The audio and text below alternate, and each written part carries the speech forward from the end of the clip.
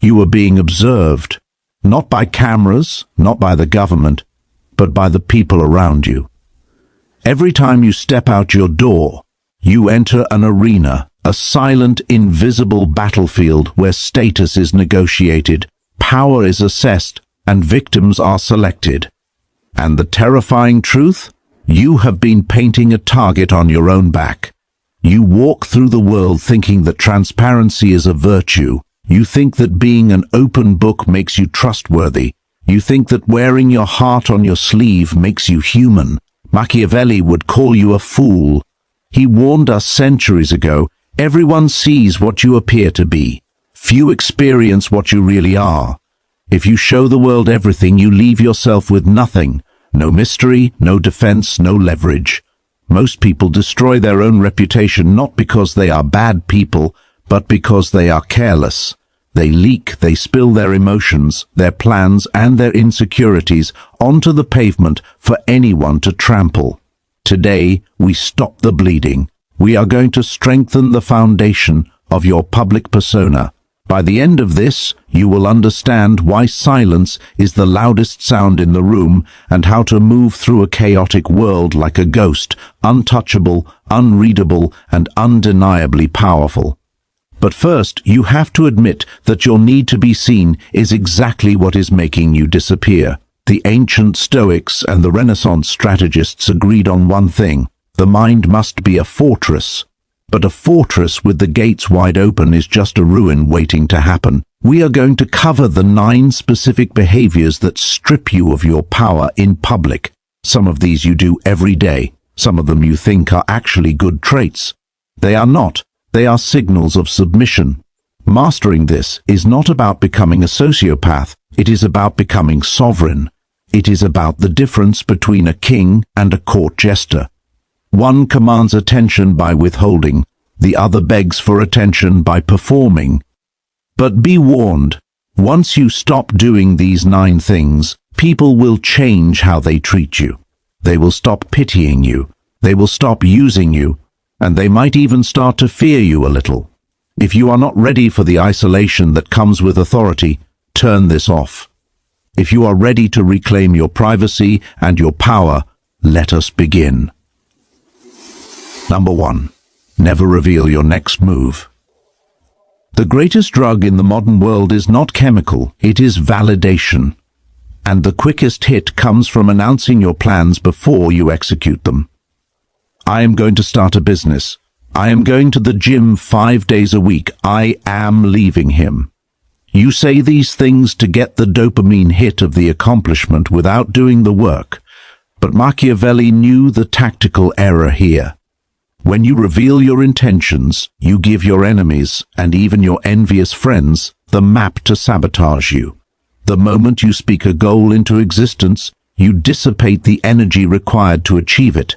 You trick your brain into feeling satisfied, but worse, you alert the competition.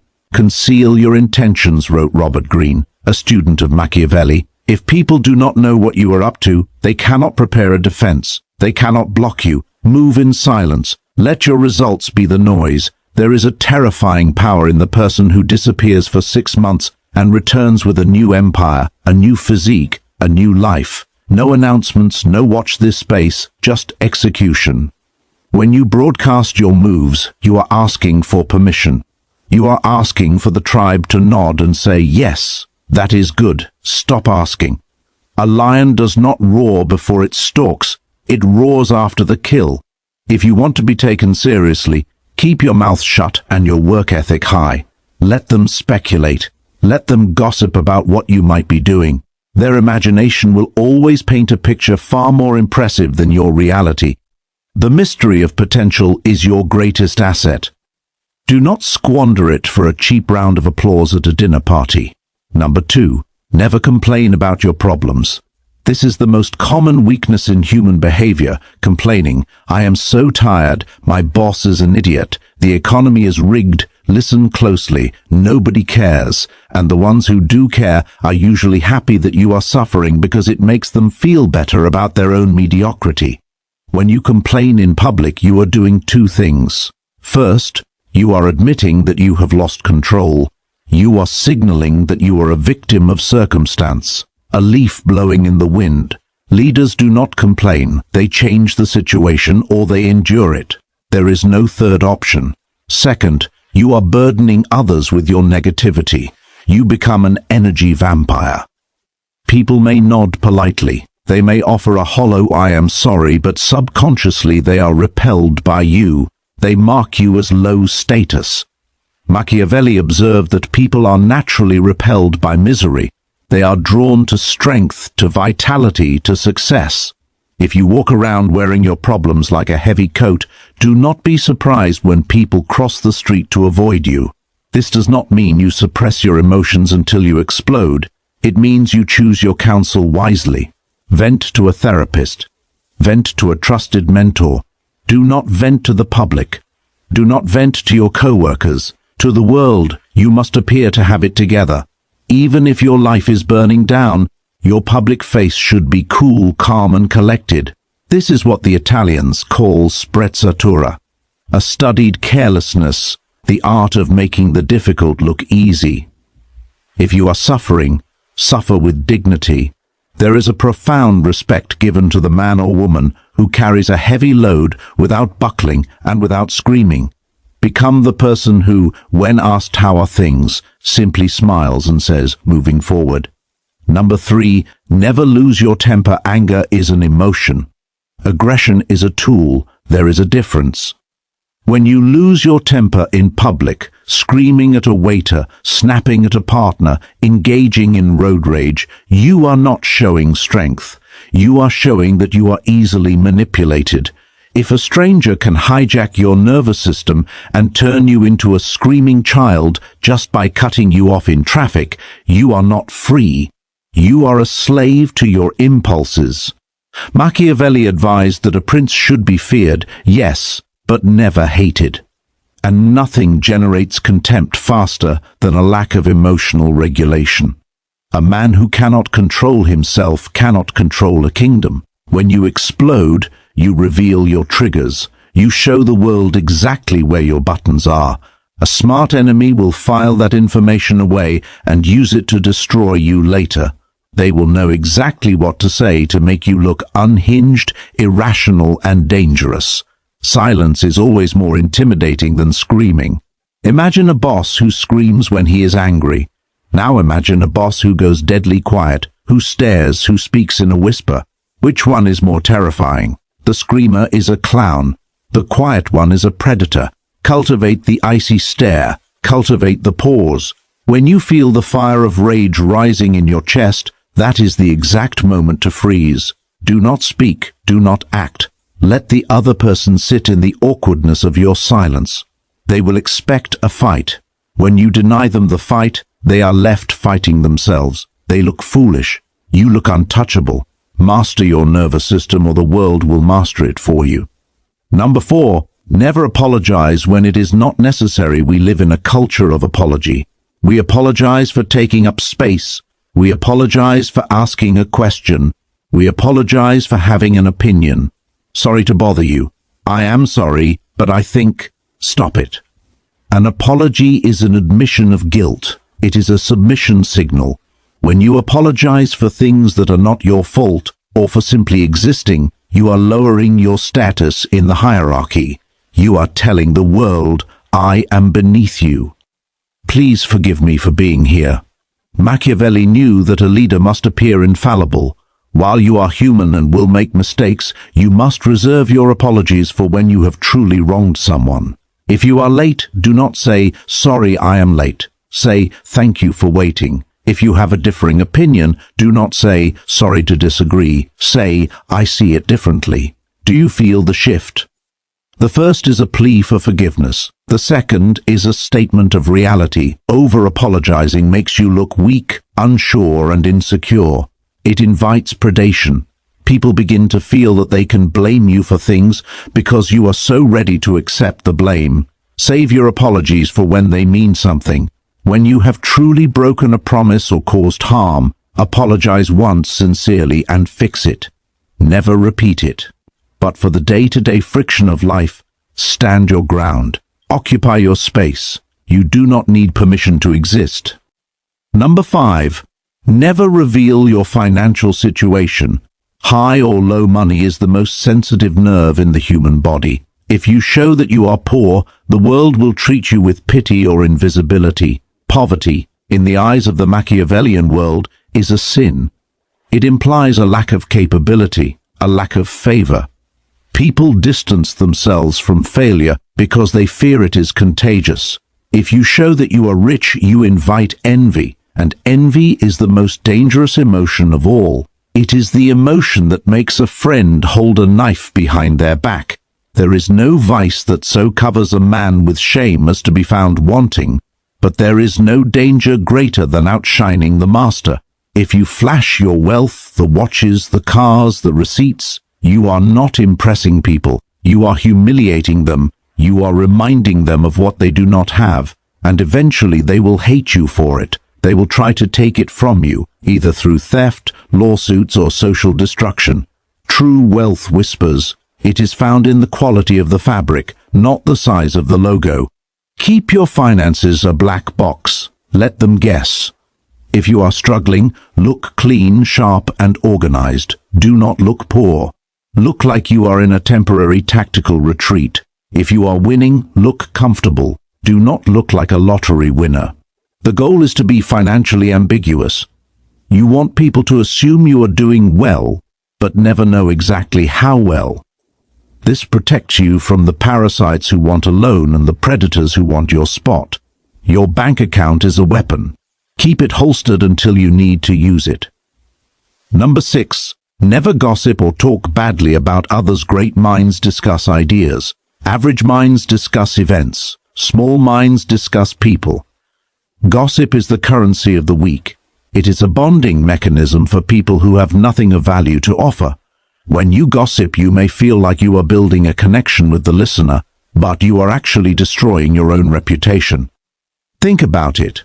When someone comes to you and spills the secrets of a mutual friend, what is your immediate thought? If they are talking to me about them, they will talk to them about me. You immediately distrust the gossiper. Machiavelli warned that a prince must avoid being hated or despised. Being a busybody, a spreader of rumors, makes you despised. It makes you look petty, bored, and malicious. Furthermore, information is power. When you gossip, you are giving away information for free. You are leaking leverage. A strategic mind listens to gossip but never contributes to it. Be the black hole of information. Let people tell you everything. Nod, listen, gather the data, and then say nothing. This makes you terrifyingly powerful. People will know that you know their secrets, but they will not know if you have told anyone. That uncertainty gives you control over them. Never speak ill of your enemies in public. It makes you look obsessed and bitter. If you must destroy an enemy, do it through action, not through words. Do it so silently that they do not even know it was you. To speak bad words is to show that they have hurt you. To speak nothing is to show that they are beneath your notice. Number 7. Never explain your philosophy. Waste no more time arguing what a good man should be. Be one. Marcus Aurelius. There is a tendency, especially when we are working on ourselves, to want to preach. We find a new diet, a new religion, a new political stance, or a new philosophy like Stoicism or Machiavellianism. And we want to tell everyone at the dinner table. We want to convert them. We want to prove we are right. Do not do this. First, it is annoying. Nobody wants to be lectured. Second, and more importantly, it makes you a hypocrite. The moment you announce your moral code, I never lie, I always wake up at 5 a.m., I am a vegan, the world will watch you like a hawk, waiting for you to slip, and you will slip. And when you do, they will point and laugh and call you a fraud.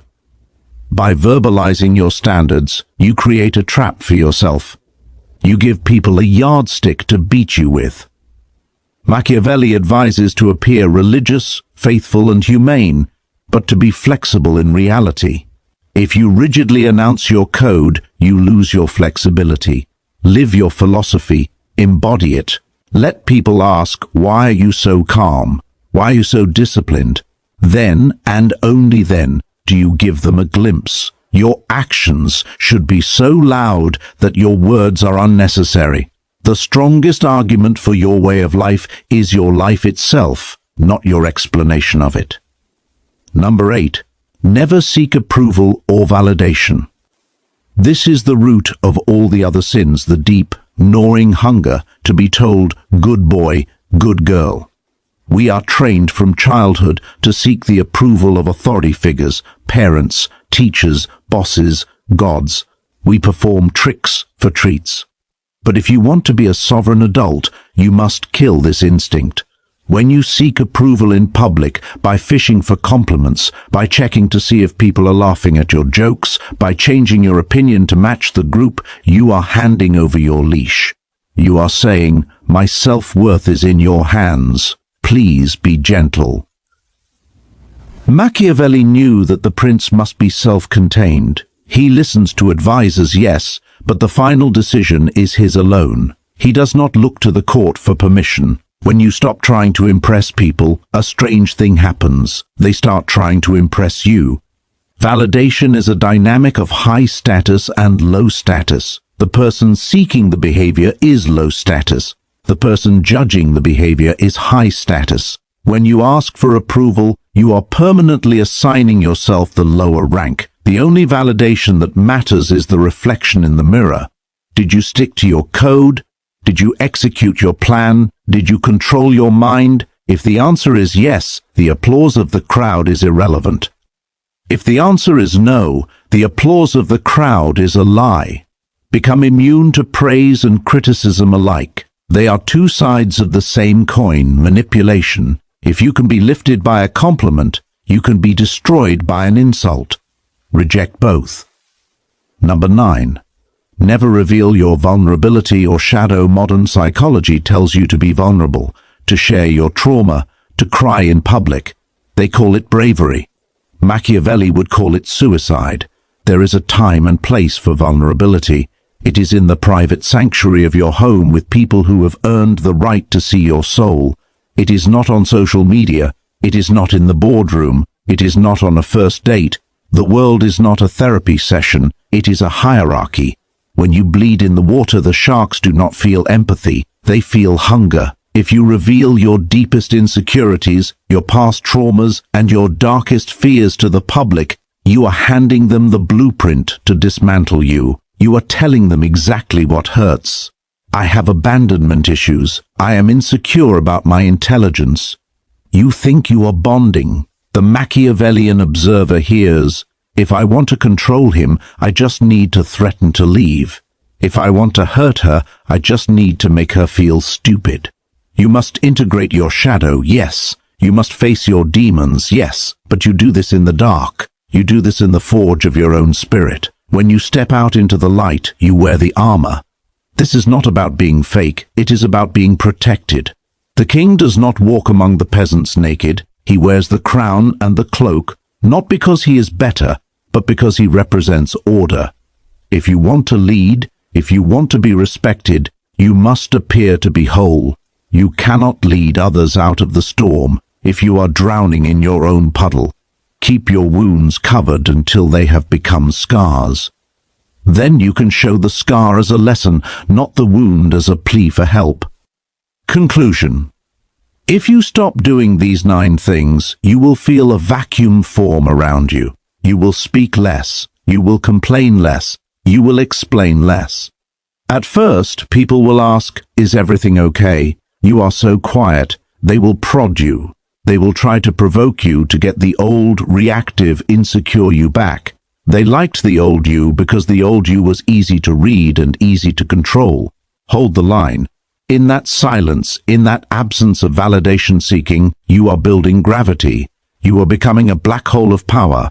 By removing these behaviors, you remove the handles that the world uses to grab you. You become smooth, untouchable. You begin to observe more because you are not busy performing. You can finally see. You see the strings on everyone else. You see their insecurities, their lies, their desperate need for approval.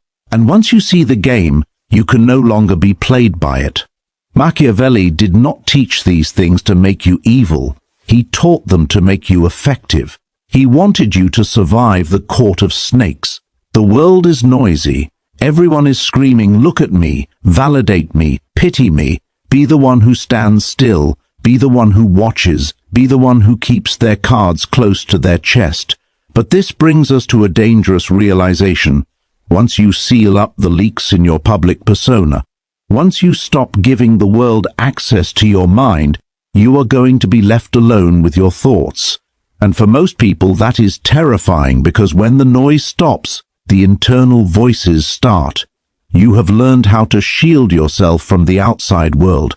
But how do you shield yourself from the enemy within? How do you rule the kingdom of your own mind when the gates are closed and it is just you in the throne room? That is the true battle, and that is what we must explore next. Subscribe, because a fortress is useless if the king is mad.